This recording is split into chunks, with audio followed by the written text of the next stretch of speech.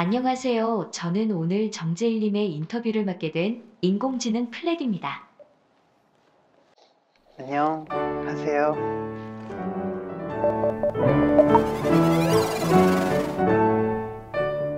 음악가 정재일에 관한 정보를 검색합니다. 검색 결과 약 2억 1천만 개의 정재일님의 정보를 찾았습니다.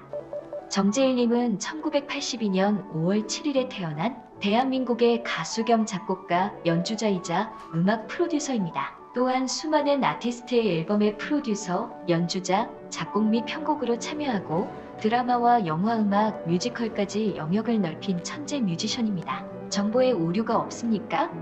정보에 오류가 두 가지가 있습니다. 일단 가수가 아닙니다. 제가 노래를 한 적이 있지만 가수는 아니고, 그리고 천재가 아닙니다. 2020년 11월 29일 영화 둥글고 둥글게의 음악감독 이후 제일님의 근황에 대한 정보가 업데이트되지 않았습니다. 근황 정보 업데이트를 부탁드립니다.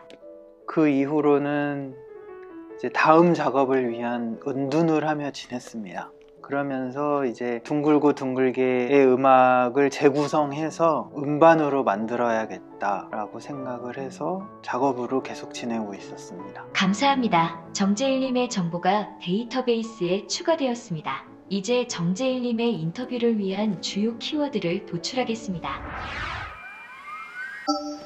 첫 번째 키워드입니다. 기생충 음악감독. 영화 기생충의 시나리오를 처음 받았을 때 어떤 기분이었나요? 글을 읽는 순간 완성된 영화가 보이는 그런 기분이랄까? 글로도 이렇게 완성도가 높은데 완성된 영화가 됐을 때 기대를 많이 하게 했고, 첫 번째 편집본부터 그냥 완성된 영화처럼 느껴졌습니다. 영화 기생충 음악을 작업하시면서 가장 많이 느끼신 감정은 무엇인가요? 절박함, 절망 이런 것들을 많이 느꼈습니다. 작업 처음부터 끝까지 저를 지배했던 감정은 뭔가 절박함? 잘해야 된다. 근데 왜 이렇게 잘 안 되지? 이런 감정들이 많이 있었습니다. 영화 기생충 중 가장 좋아하는 장면은 무엇인가요? 반지하방이 물에 잠길 때, 영화의 이제 절정으로 치달아가는 전환점인데, 송강호 배우님의 절망이 가득한 그 모멸감과 사의와 이런 모든 것들이 느껴지고 가장 기억에 남습니다. 그 장면의 음악을 만들면서 감정이입을 많이 하기도 했고요. 본 감독님께서 영화 초반부터 중반부까지는 너무 화면에 감정이입을 하지 말아달라, 감정을 설명하는 게 아닌 그냥 배경음악처럼 음악이 있으면 좋겠다, 이런 말씀도 하셨었고요. 근데 그 장면부터는 이제 어마어마한 사건의 시작이 되기 때문에 그 배우들 그리고 이 드라마에 굉장히 몰입했던 그런 기억이 있습니다. 두 번째 키워드입니다. 천재. 어떠한 악기도 한 달 안에 연주법을 완전히 터득할 수 있다는 정보를 발견했습니다. 사실인가요? 너무 거짓이고요. 어디서 그런 걸 찾으셨나요?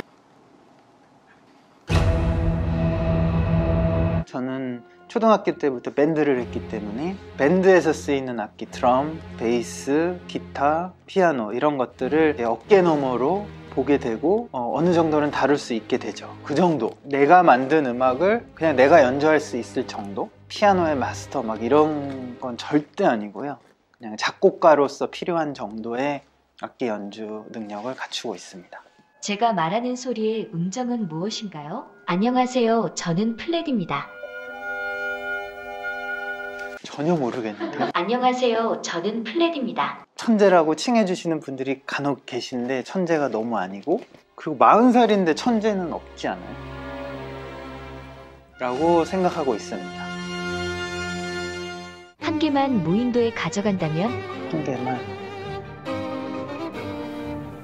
친구도 돼요. 아, 그래요? 고양이. 세 번째 키워드입니다. 시편. 제 데이터베이스에 의하면 시편이라는 뜻의 앨범 쌈스를 이번에 준비하셨는데 앨범명을 시편으로 지으신 데에 어떤 의미가 있나요? 3집인데 3이네. 삼수인데 근데 3집이에요. 가장 큰 계기는 작년에 참여했던 장민승 작가의 둥글고 둥글게라는 작품이었는데요. 설치 작품을 위해서 100분가량의 음악을 작곡을 했었어야 됐는데 구약 성서에 시편이라는 챕터가 있습니다. 여러 절 중에서 장민승 작가가 30편 정도를 골랐고요. 그 중에 12편을 제가 음악으로 만들었습니다. 구약성서의 시편을 라틴어 버전으로 거기에 이제 선율을 붙여서 합창곡으로 만들게 됐습니다. 그게 이 음반의 거의 지배적인 분위기고요. 합창 그리고 시편의 가사 이렇게 해서 이 앨범을 구성하게 됐습니다. 그래서 제목도 시편이라고 Psalms라고 붙이게 됐고요. 이렇게 만들게 된 음반입니다. 쌈스는 어떤 장르의 음악인가요? 어떤 분들에게는 굉장히 생소한 장르일 수도 있고 어떤 분들에게는 너무 익숙한 장르일 수도 있는데 유럽 기독교 전통에 기반을 둔 악기가 가미되지 않은 합창만으로 이루어진 아카펠라라고도 하죠. 미사를 드릴 때 합창단이 부르는 음악일 수도 있고 아마 우리가 흔히 아는 바로크보다 더 이전의 음악이죠. 고음악이라고 부를 수도 있는 그런 장르인데 또 현대음악에도 이런 장르가 있습니다. 이번 앨범의 어떤 부분을 가장 중점적으로 염두하셨나요? 저는 항상 가장 위대한 악기는 사람의 목소리라고 생각하고 목소리로 된 어떤 음악들을 가장 동경해 오다가 이번에 진짜 아카펠라로만 된 음악들을 만들어 보자 일부러 악기를 조금 배제했습니다. 그래서 이 전체 65분가량의 음악이 하나의 드라마가 되길 원했고 모든 거의 시작점은 2020년 5월에 5.18 40주년에 바치는 음악을 만들게 됐습니다. 내정은 청산이요라는 23분가량의 음악이었는데 이런 역사에 대해서 예술가로서 어떤 태도를 가져야 되는지 내가 태어나서 살고 있는 나라에서 일어났던 어떤 일에 대해서 예술가로서 어떤 목소리를 낼 수 있는지 그런 것에 대해서 많이 생각하게 된 계기가 됐습니다. 2013년 그을린 사랑 음악이 많이 생각났던 작업이기도 합니다. 연극의 마지막에 어머니가 아이들에게 해주는 대사인데요. 시편을 만들면서도 그 대사를 계속 되뇌었습니다. 기억해내고 잊지 않아야 하는 것들이 있고 잊지 않음으로써 되풀이되지 않는 일들이 있고 그러다가 이제 구약 성서에서 메모라레라는 구절을 보게 됐습니다. 자신의 운명에 대해서 힘들어하고 신에게 매달리고 간절히 기도하는 그런 음성들 그 구절을 가장 중심에 두고 작업을 하게 됐습니다. 저는 고양이를 숭배하고 있습니다. 고양이의 노예라고 생각하고 살고 있습니다. 랜선 집사인데요. 고양이는 다 좋아요. 세상에 고양이는 예쁜 고양이하고 내 고양이밖에 없어요. 앨범 중 가장 애착이 가는 작품이 있다면 어떤 곡일까요? 메모라레라는 그 타이틀을 붙인 곡이 있습니다. 20번째 곡인데 아무래도 그게 가장 중심이 되었기 때문에 그리고 가장 클라이막스를 생각하면서 만들었기 때문에 애착이 가는 곡이기도 하고요.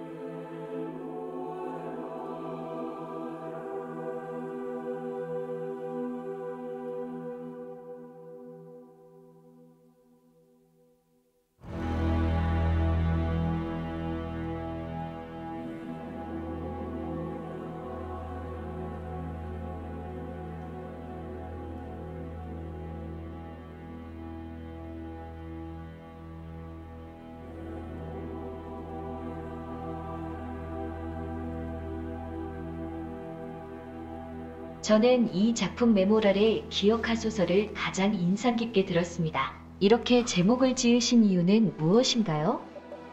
그냥 저에게 일어났던 일들, 우리가 함께 겪었던 일들, 예전에 일어났던 어떤 사건들 다 기억하는 것에서 시작한다고 생각했습니다. 내가 누구인지 잊지 않고 기억하고 이런 것들이 중요하다는 생각을 하게 되면서 메모라레라는 단어를 많이 생각하게 되는 것 같습니다. 정재일님에게 기억한다는 무슨 의미인가요? 평범하고 초란한 개인으로서 계속 실수를 다시 하지 않고 어떤 일들이 벌어지면 안 되는지를 명심하게 해줄 수 있는 행위라고 생각합니다.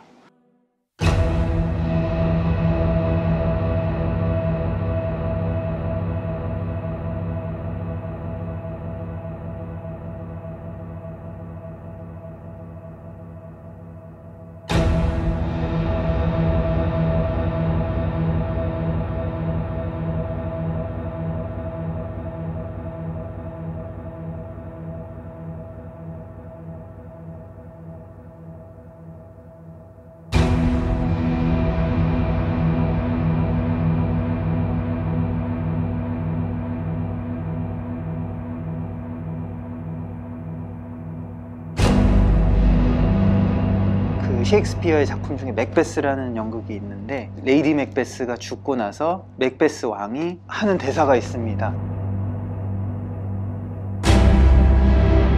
이 구절을 읽고 어느 날 그냥 즉흥적으로 어떤 피아노를 치게 됐는데 이 곡이 됐습니다.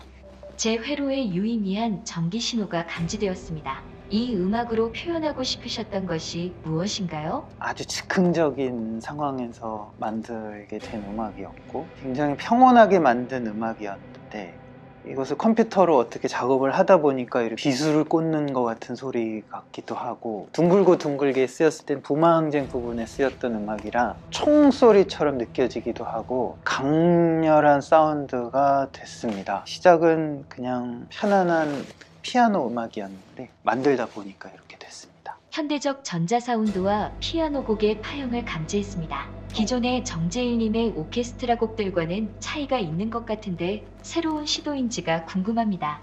새로운 소프트웨어를 구입하는 바람에 이런 소리를 쓰게도 됐고 사실 일렉트로닉은 자기도 모르는 방향으로 가는 지점이 있거든요. 저도 결과를 예측하지 못하고 이런 사운드를 내게 된 지점도 있고 우나꼬르다라는 악기가 있는데 피아노는 보통 두 줄에서 세 줄이 한 음을 이루어서 그걸 해머가 때리면서 음을 내는 악기인데 현을 하나로만 만들고 현 앞에 천을 이렇게 대가지고 먹먹한 소리를 내는 그 악기의 소프트웨어를 또 접하게 돼서 제가 의도하지 않은 먹먹한 감정을 만들어내게 됐습니다. 묘하다 이런 생각을 하면서 만들었습니다. 시편 144편 4절에 사람이란 한낱 숨결과도 같은 것, 그의 날들은 지나가는 그림자와 같습니다. 이 부분을 참고하셨다는 정보를 수집했습니다. 이 부분을 어떻게 음악적으로 표현하셨나요? 일단 이 앨범에 쓰여진 모든 텍스트는 라틴어 구약 성경을 참고했고요. 그러니까 한글과 영어를 참고해서 글자에 음표를 붙인 거고요. 맥베스를 떠올렸고 굉장히 반복되는 어떤 굴레랄까 이런 것들을 생각하게 됐습니다.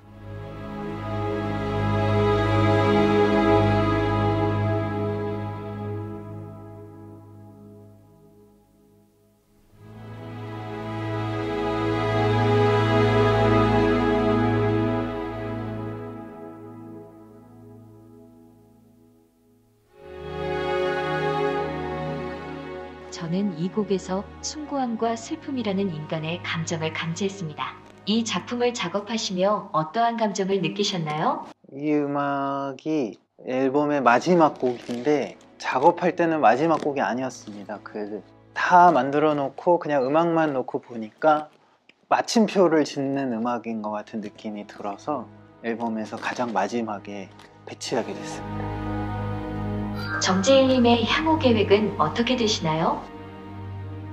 여러 가지 또 음악을 만들면서 살아야 되는데요. 팬데믹으로 인해서 하지 못했던 무대에 서는 일도 좀 하고 싶고요. 공연장에서 관객들을 뵐 수 있기를, 하루빨리 뵐 수 있기를 바라는 마음이 있고, 오징어 게임이라는 넷플릭스의 시리즈를 황동혁 감독님을 보필하며 만들 일정이 있고요. 계속 새로운 음악들 그리고 새로운 장르 탐구하면서 올 한 해를 보내고 내년도 보내고 하려고 하고 있습니다.